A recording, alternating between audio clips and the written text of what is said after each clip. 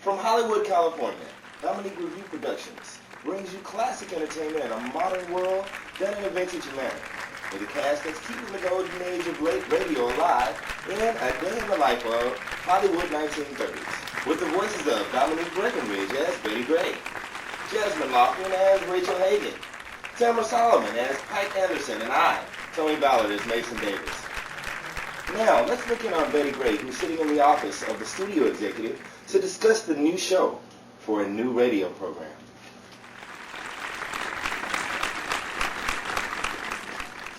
Don't worry about a thing, Mr. Miller. You can trust the script with me. I'll put my heart and soul into the part. Thanks for the opportunity. Hey, Betty. Hey, Mason. What brings you to the studio today? Well, my agent told me to come see a guy about a part in the film. Really? Who are you supposed to see? Jim Garrett? Jim Garrett? Yeah, sure. Hi, Jim.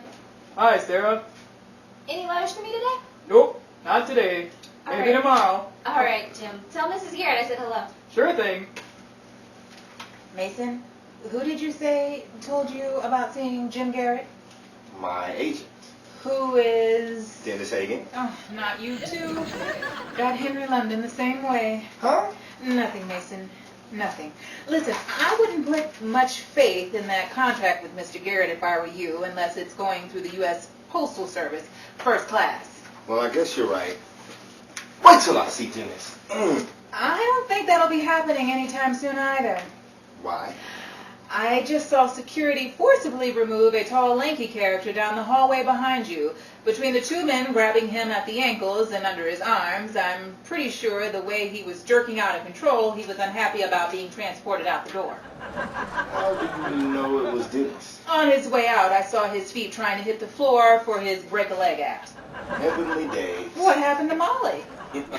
I've got to go warn Rachel to pull the crutches back out. For him to walk on? No, for me to beat him with. After this embarrassment, he deserves it. How right you are. See you around, Mason. So long, Betty.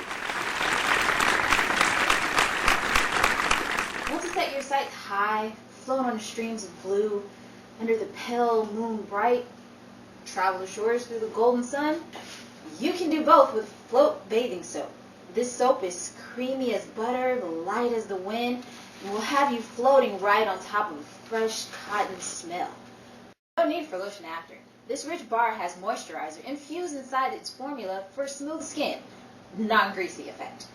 Purchase your bar of Float Bathing Soap today.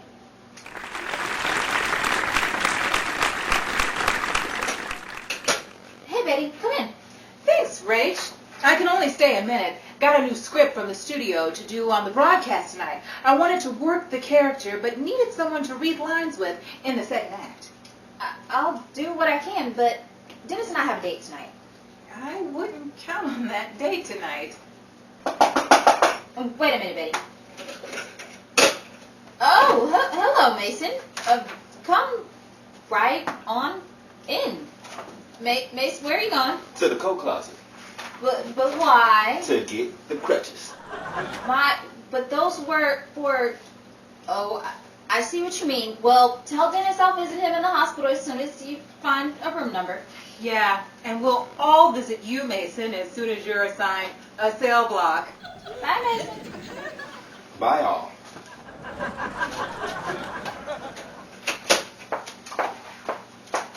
Mason, what's the rush? Where are you going? Oh, man, I'm going over to see Richard Diamond about a missing person. Who's missing? Dennis Hagen. Who's kidnapped? Me. The Maltese Falcon? Murder, my sweet. Well. Come on in. The door's open. Hi, ladies. What goes Hollywood? Betty has a new script to go over and wants me to help her read the lines with her. Any part I can help with, or can I just listen in? Well, I don't know. I've only read the first act on my way over, but with a storyline such as this, I'm sure there is. What's the storyline? It's a shop girl piece. There's a new clothing store in the shopping district. From what I've read so far, she lives a pretty ordinary life up until she finds this bag on the bus. And now, ladies and gentlemen, A Day in the Life of presents 10th Avenue stop with the cast members Betty Gray as Bonnie, I, Rachel Hagan as Joan, Pike Anderson as Julia, and Mason Davis as Sid. Back of the bus, please, ladies and gentlemen. If everyone standing can please step to the rear of the bus. Please. We have a lot of passengers waiting to get on. Oh, hello, Bonnie. Hey, Benny. Thanks for holding the bus for me. I'm running pretty late today. Not a problem. When I didn't see you standing on the corner on your usual spot, I got a little worried. In 5 years, I've never known you to miss your mark. When I saw a small figure running down the block, though, I knew it was you. So I just gave my speech to the passengers to step to the rear of the bus. They don't follow directions too good, do they? Nope, they don't. Not morning crowds, anyway. You know. Yes, I do, but usually I'm first in line for the slim pickings. What delayed you today, Bonnie, if you don't mind me asking? No, not at all. Wait a minute, Bonnie. Here you are, mister. Johnson Street. All right, go ahead, Bonnie. There's a seat over here, miss. Oh, no, thank you, sir. Just wanted to stand for a minute and talk to my friend. Anyhow, Benny, it seems like from the moment I woke up this morning, there was one delay after another. First, my alarm clock didn't go off on time. Somehow during the night it fell backward on my nightstand and must have skipped time. Then the hot water wouldn't come on. Had to wait for Mr. Johnson to finish up Mrs. Oliver's flat before he could check on the heater. Then Mr. Brewster downstairs told me I had a telephone call from Mother that was important. Came back up to my room, couldn't find Billy. Still having trouble with that dog of yours, Bonnie? I told you, naming that dog Billy. He's sure to run away. Nonsense. Billy is a perfectly fit name for a dog. Well, did you find him? Yes, in Philip's apartment across the hall. You two haven't made up yet? No. And somehow he thought the perfect way to do that was to sneak into my apartment while I was downstairs talking on the phone, take Billy to his apartment so I would be sure to find him there and Philip along with him. Did it work? Absolutely not. Told Philip I didn't have time to talk now. I'd have to see him when I got off work, because I was 5 minutes off schedule as it was. Well, next thing you knew, you were running down the steps, out the door, and down the street. Precisely. Nonetheless, it's been a tug-of-war all morning with time. Like something didn't want me to get on the bus this morning. Or something didn't want you to get on early. Maybe you got on precisely at the moment that you did for a reason. You think so? Hey, all I know is 5 years you've never been late. No matter what the season or the day, you, Bonnie Appleton, have always been on time.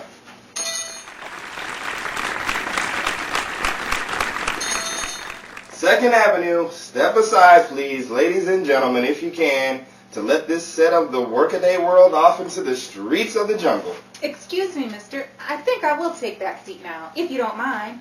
Not at all. Thank you, sir. I'm going to take a seat now, Benny. At the hat and gloves counter, I'll be on my feet all day.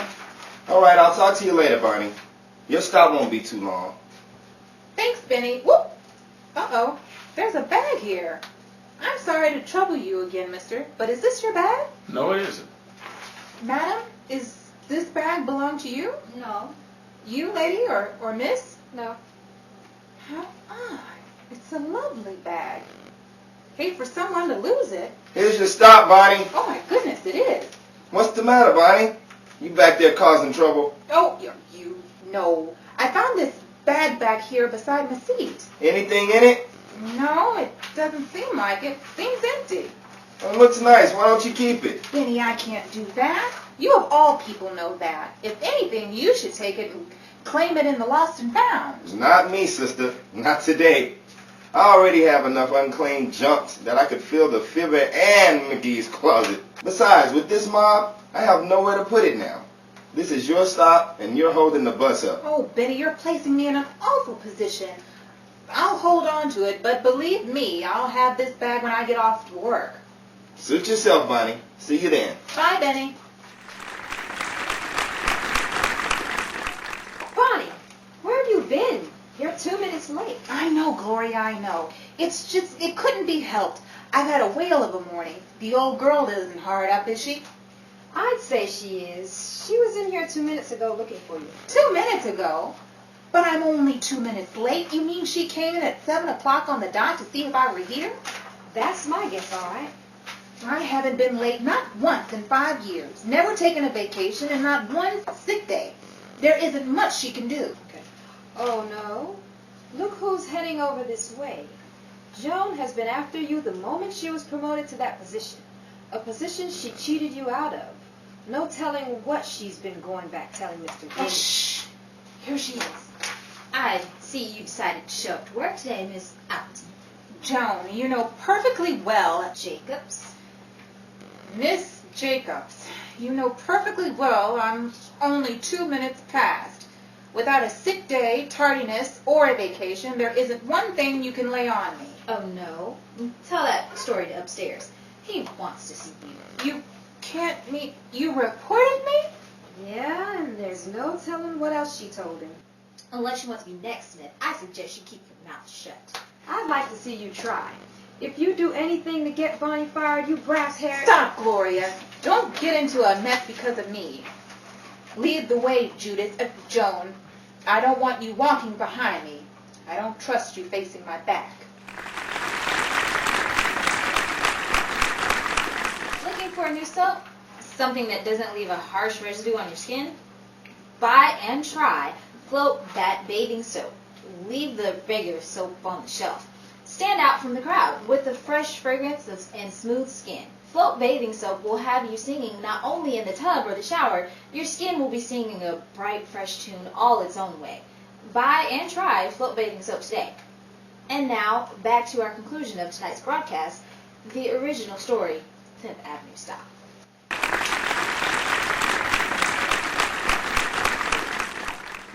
Hey, Gloria. Bonnie, what are you doing on the bus this early? Train trip for lunch? No, that darn Joan of Judas had Bonnie here sacked. Then what are you doing here? Don't tell me they gave you the gate too. I just couldn't hold my temper. When Bonnie came down with the rage of a bull on her face, I started spitting fire. How Joan was able to feed those false reports on Bonnie is nothing short of illegal. How can a woman lie like that and be able to sleep at night? The sheets were burned. While I appreciate you trying to take up for me, Gloria, you shouldn't have put yourself out of a job, too. After all, you have a mom and sister you have to look out for. All I have is me. Well, there's enough to hold us for a while. Don't you worry about that. What are you going to do about rent, Bonnie? Do you need a place to stay for a spell? No, I'm paid up until the end of the week. Here's to hoping something will turn up for me in a week's time. During this time of a decade, that makes two of us. Well, you could always come work for me in the transportation department. I should be able to put in a good word for you two. Or one of you two, anyhow. Oh, you're a pal, Vinny. What a time to crack jokes. I'm just pig-meeting with you a little bit. You'd be surprised the kind of swells that hop up on this battleship. I keep my ear open if I hear anything. I see you still got that bag with you, Bonnie. Huh? Oh, yes, I do. I must have held on to it from the moment I stepped off the bus. I forgot all about it. That's a nice one, honey. Where'd you get it? I found it this morning on the bus before I got off. Well, you'll be happy to know, Bonnie, that I had no one come to question me for that bag either. It's just such a nice bag. I'd hate for anyone to lose it. Oh, hello. It's the man who was on the bus this morning before my stop. I see you're still here. Did you get fired today too, sir? No. Have you checked to see what's inside the bag? No, I haven't. I just figured it to be empty. There's no weight to it. Take a look on the inside. Just as I expected. There's nothing in... What? What's this? Gloria, Benny, there is something inside. What? What's inside? Gloria, it's cash. How much? I don't know. I don't know. It's all tied together. Well, open it up. But this bag isn't mine, not legally. Sure it is. Keep it. This is my stop. But mister, you dropped your envelope. Keep it. Open it, honey.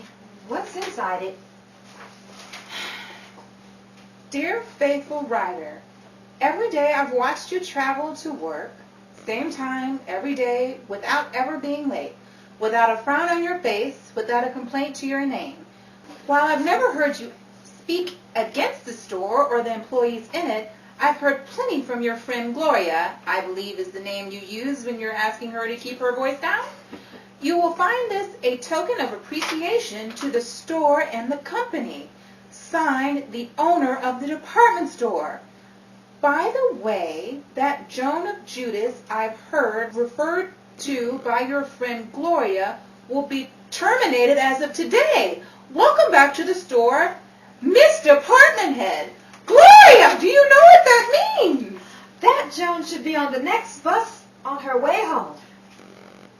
What's your first order of business, Bonnie? To welcome back my floor manager, Miss Gloria Smith. How do you do?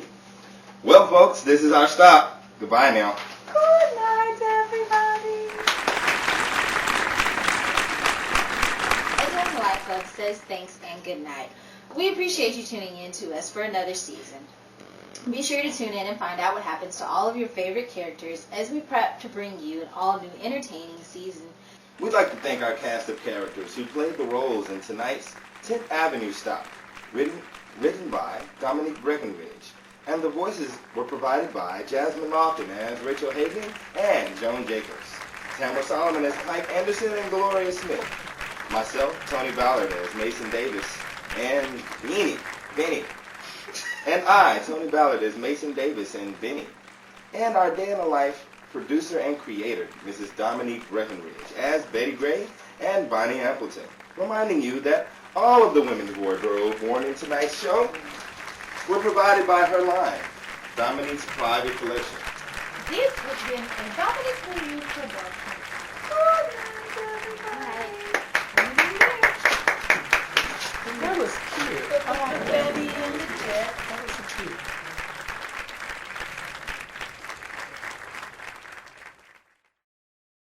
Hi, Mr. Jim. Hi, Sarah. Any letters for me today? Nope, not today. All Maybe right, Jim. tomorrow. Sorry. You can do both. With float bathing soap. Okay. You can do both. Okay. Yeah. No need for lotion after. This rich bar. Okay. This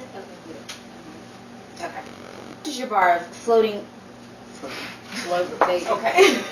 We're going to get this. Slow bathing soap. Okay. Pick it up from... No need for lotion after. Yeah. Okay. Like the Hold on, hangers. the whole thing down. Well, see, I don't know. Okay, now, I see. Oh, you've never done the door before. Okay, yeah. Okay. All right, here we go. Is it you, Mason? It's okay. Hold on. We're gonna do that over again. I just got with Yeah. You're supposed to be angry. You're I going know. straight past Rachel, move aside. I have to look at these questions. I know. I just caught what happened. Yeah. All right, not gonna do it. Okay. And now, ladies and gentlemen, A Day in the Life of presents 10th Avenue Stop. With the case... Okay. Should we cast on that? Oh. Case numbers. We don't do that here. It's a case. Okay. Beaver, I It's could your have done turn. that. What do you have to say? Here's a seat. Here's a seat open here, miss. Oh. What? Did I say something? You'll see it on tape. What did you... Somebody do something. Oh, no, you said you could have been. Oh. Peter, I could have done that. That's funny.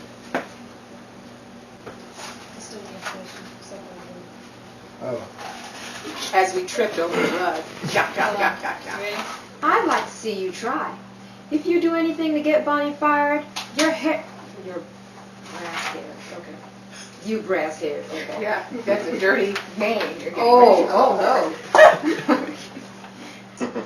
no. I'm just a word I don't know.